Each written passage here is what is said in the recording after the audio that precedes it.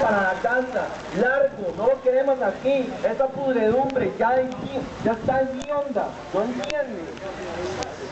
Esa es la juventud, esa es la palabra del pueblo. Tenemos aquí la palabra de una dama, pero queremos decirle que nos está lloviendo, pero también estamos de pie y en lucha. Buenas tardes. Señor Jorge Chavarría, anoche lo escuché en ese 11 a las 9 de la noche. Usted dice que no necesita trabajar. Váyase de una vez por todas, no lo queremos. ¡Que venga el pueblo! Así es.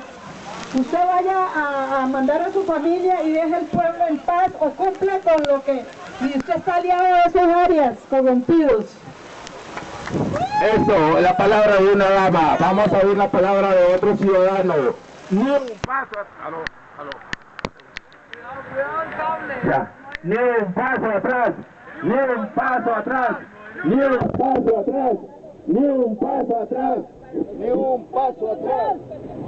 Buenos días, compañeros y compañeras. Muy contento de estar acá a la mañana de hoy. Mojado, eso es lo de menos. Mientras más nos mojemos, más nos multiplicamos. Vamos entonces, vamos a exigir que esta sala constitucional, que estos magistrados no reelijan a ese corrupto, a esa persona que se deja decir que él no tiene que darle cuenta a nadie. ¿Y el pueblo qué? ¿Qué pasa con el pueblo? Lo ignoran entonces, nos van a seguir pisoteando entonces. No lo permitamos, levantémonos. Yo soy de Sanchía, todo honra y estoy hoy acá presente. Trabajo en San Ramón y soy educador y no me callan la boca y seguiré diciendo y protestando y denunciando lo que tenga que decir.